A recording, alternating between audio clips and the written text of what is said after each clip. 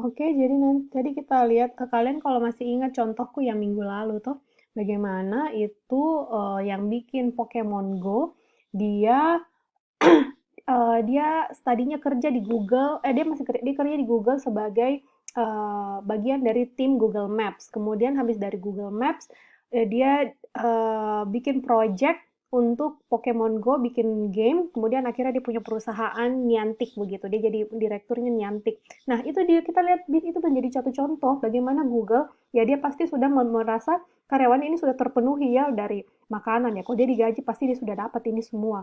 Kemudian lama-lama ya kalau dia punya anu bagus, dia dinaik-naik apa namanya?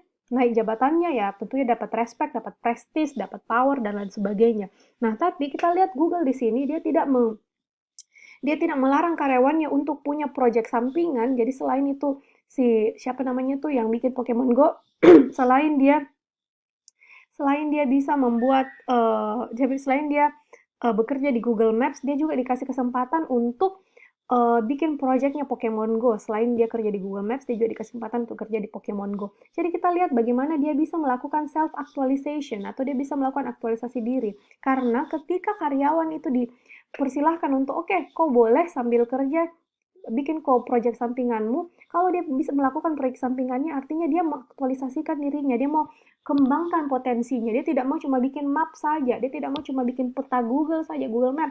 Dia mau bikin game juga. Mungkin dia orangnya suka main game atau apa. Jadi kita lihat bagaimana di situ perusahaan memberikan karyawan kesempatan untuk mengaktualisasikan diri. Aktualisasi diri adalah memaksimalkan semua potensi yang dia mau. Makanya ada dulu kasus waktu saya kerja itu, jadi di perusahaanku itu ada karyawan dia manajemen lah, jadi maksudnya dia di tengah-tengah nih jabatannya. Nah dia itu dikasih kesempatan cuti 1 bulan tapi tidak digaji, tapi dia tidak kehilangan pekerjaan. 1 bulan dia boleh tidak masuk kerja karena dia mau latihan paduan suara, dia mau ikut kompetisi paduan suara. Jadi kita lihat bagaimana perusahaannya waktu itu ya Coca-Cola, dia mempersilahkan karyawan, oke, kamu sudah bekerja selama ini dengan baik. Nah, kamu mau aktualisasikan dirimu, kamu mau jadi happy, kamu mau apa namanya, kamu mau mengembangkan hobimu walaupun tidak jadi penyanyi, tapi kau boleh 1 bulan tidak usah kerja, tapi tidak dibayar gaji, tapi tidak dipecat. Jadi 1 bulan kau boleh libur supaya kau fokus untuk lomba paduan suara. Jadi dia dikasih kesempatan untuk memaksimalkan potensinya untuk nyanyi paduan suara itu. Jadi 1 bulan itu dia ini. Sama dulu temanku juga waktu dia mau kerja skripsi, jadi bukannya dipecat dan tidak harus mengundurkan diri, dia dikasih kesempatan silakan 1 bulan cuti, kemudian selesaikan skripsimu. Jadi di sini bagaimana kita lihat banyak perusahaan modern itu memberikan karyawan ruang supaya dia bisa mengaktualisasikan dirinya.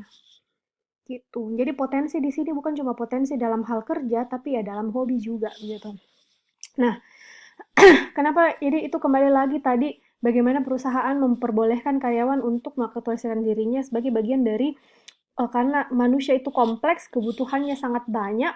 Jadi ketika dia punya hobi dan perusahaan bisa bukan lagi cuma sekedar mentolerir, tapi bahkan mendukung hobinya, maka otomatis karyawan tersebut akan menjadi semakin setia di perusahaan itu. Jadi temanku tadi itu yang dikasih kesempatan untuk ini, kita Google dia deh. Jangan deh, tidak boleh.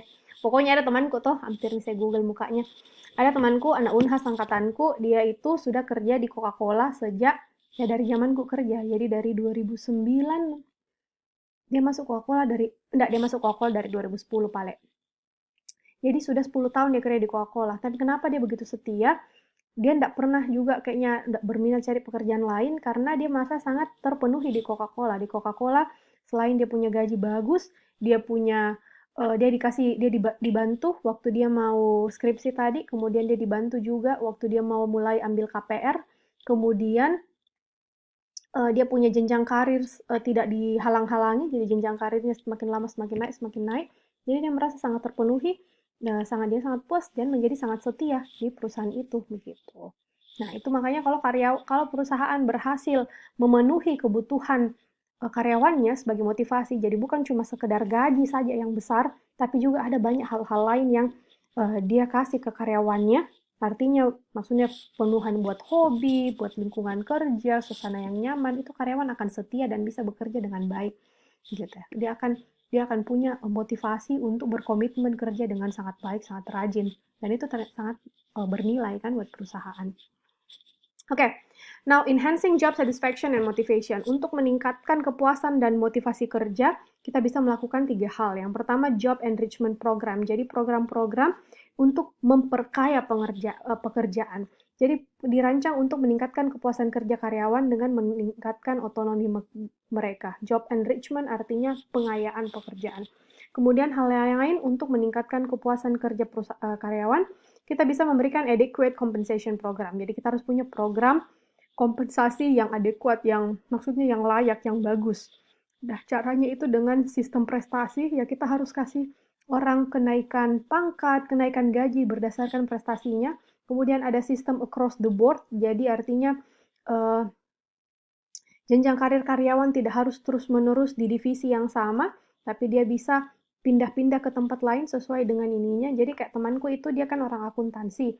Nah, dia dulu di divisi finance. Nah, sekarang dia pindah ke marketing, tapi marketing yang ngurusi akuntansi juga sebenarnya. Jadi memang dijelaskannya, pokoknya dia sudah pindah ke tim marketing, tapi di tim itu dia tetap menggunakan ilmu akuntansinya begitu. Tapi artinya dia lebih inilah. Nah, kayak saya dulu waktu saya di Coca-Cola juga, itu saya pindah dari IT. Saya masuk sebagai IT, kemudian saya kira pindah ke marketing. Gitu. Jadi, itu maksudnya sistem across the board. Jadi, kita bisa pindah-pindah divisi. Sama juga baru-baru saya ketemu mantan bosku. Dulu dia kepala divisi di keuangan, sekarang dia sudah menjadi kepala divisi di SDM begitu. Jadi, tergantung orang bisa pindah-pindah divisi sesuai dengan ya pengembangan potensinya, pengembangan dirinya, gitu, sesuai dengan pengembangan karirnya. Kemudian ada rencana insentif. Kemudian hal lain yang perusahaan bisa lakukan untuk meningkatkan kepuasan dan motivasi karyawan adalah memberikan jadwal kerja yang fleksibel. Jadi minggu kerja yang memadatkan beban kerja menjadi lebih sedikit hari per minggu. Kalau kita lihat di Eropa sekarang mulai banyak perusahaan-perusahaan yang kasih pegawainya cuma kerja 4 hari dalam seminggu. Jadi Senin sampai Kamis, gitu. Pembagian pekerjaan oleh 2 orang atau lebih yang berbagi jadwal tertentu. Employee Involvement Program. Nah, program keterlibatan karyawan, jadi supaya karyawan itu menjadi lebih terlibat dengan pekerjaan, mereka menjadi terlibat dengan perusahaan. Perusahaan itu bukan cuma tempatnya singgah cari uang, tapi dia memang merasa ada ikatan batin dengan perusahaan. Perusahaan bisa memberikan hal-hal ini. Jadi dia kasih job enlargement, jadi pembesaran pekerjaan. Program ini tujuannya untuk memperluas atau memperbesar pekerjaan yang dikasih kepada karyawan. Kemudian supaya karyawan menjadi lebih terlibat, bisa dikasih job enrichment, yaitu pengayaan pekerjaan. Jadi variasi, tugas karyawan itu dikasih variasi dan diberi lebih banyak otonomi. Kemudian bisa juga melakukan job rotation, yaitu mengizinkan karyawan untuk secara berkala merotasi, mengganti penugasan pekerjaan mereka. Jadi supaya karyawan tidak merasa pekerjaannya itu monoton, itu saja. Jadi dirotasi-rotasi secara berkala, ganti-gantian tugas begitu, supaya tidak bosan. Do employees want more influence in business decision? Jadi ini ada survei, apakah karyawan itu mau punya pengaruh dalam mengambil keputusan atau tidak. Nah, kita lihat ternyata cuma 1% yang bilang karyawan itu mau pengaruh yang lebih sedikit. 35% bilang karyawan tidak mau punya pengaruh yang lebih besar, tapi 60% sebagian besar bilang karyawan itu mau lebih terlibat, lebih dilibatkan dalam membuat keputusan-keputusan bisnis. Hal yang lain dalam mengelola karyawan adalah tadi sudah sebut ada namanya empowerment. Empowerment itu adalah pemberdayaan. Jadi kita harus memberdayakan karyawan. Empowerment and participative management. Jadi pemberdayaan dan manajemen partisipatif itu adalah di mana perusahaan memperbolehkan karyawan untuk membuat lebih banyak keputusan. Jadi kita kasih kepercayaan pada karyawan bahwa dia boleh mengambil keputusan. Jadi kita kasih kepercayaan dan tanggung jawab bahwa silahkan karyawan bisa mengambil keputusan. Ya tentunya kalau ada ambil keputusan ya harus juga menanggung harus bertanggung jawab dan menanggung juga resiko pastinya. Tapi kalau kita memberikan kepercayaan seperti itu, maka karyawan akan menjadi lebih rajin, dia akan menjadi lebih termotivasi dan lebih berkomitmen. Hal yang lain yaitu teamwork. Teamwork adalah kerja sama tim. Ya, ada namanya open book management, manajemen buka buku, jadi ada employee education, empowerment compensation. Jadi karyawan itu harus diberikan pendidikan, jadi selalu ada pelatihan-pelatihan kerja supaya karyawan itu diperbaharui, di-refresh pengetahuannya. Kemudian kita harus berdayakan dan berikan tentunya kompensasi. Nah, ini adalah metode-metode yang bisa dipakai untuk meningkatkan kepuasan pekerjaan.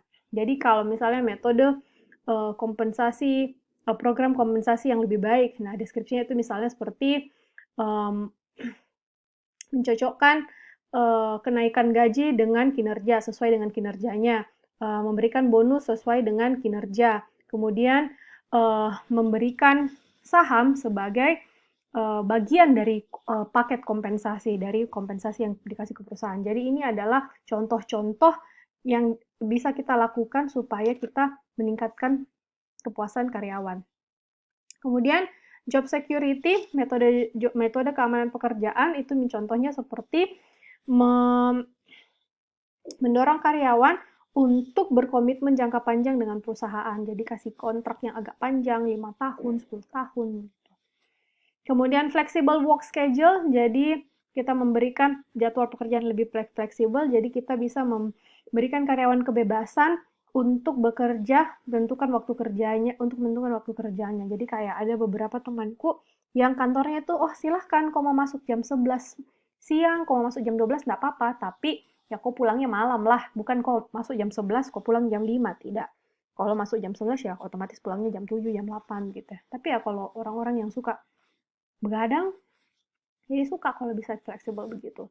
Kemudian membuat employee involvement programs, yang membuat program-program untuk meningkatkan keterlibatan karyawan. Jadi ini kita mengimplementasikan tadi ya, job enlargement, job rotation, implement empowerment and participative management, implement teamwork, implement open book management.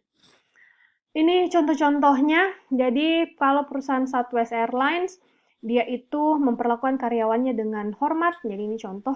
Jadi dia menghormati karyawannya. Kemudian dia memberdayakan karyawannya untuk menyelesaikan masalah. Kalau ada masalah, dia kembalikan karyawan. Silahkan kalian putuskan sendiri. Jadi ada kepercayaan di situ. Kemudian mereka memberikan penghargaan dan rekognisi kepada karyawan. Jadi makanya biasa perusahaan-perusahaan itu biasa ada award-nya karyawan terbaik tahun ini, terus dapat bonus ke luar negeri ya. Itu kan kayak di Oriflame kan gitu, supaya semua orang termotivasi untuk selalu bekerja.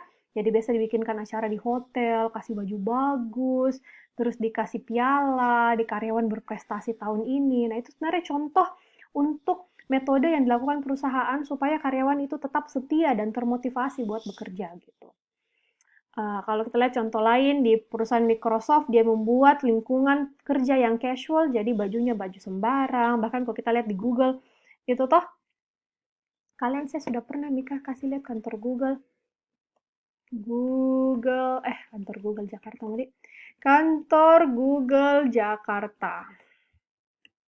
Kantor Google di Jakarta itu suasananya sangat casual ya, jadi kita lihat karyawannya pakai celana pendek, terus dia punya kursi-kursi seperti ini, ruangannya warna-warni, sangat jauh dari kesan kaku begitu. Bahkan ada beda slide-nya. Tunggu dulu. Google Office. Kan ini loh seluncuran gitu. Kemudian dia punya kantin yang besar kayak restoran, apa semua suasana dia tempat kerjanya ada begini. Jadi memang dia membangun tempat lingkungan kerjanya seperti ini tujuannya adalah supaya karyawan betah dan supaya karyawan semangat kerja. Jadi bukan malas-malasan tapi malah semangat kerja.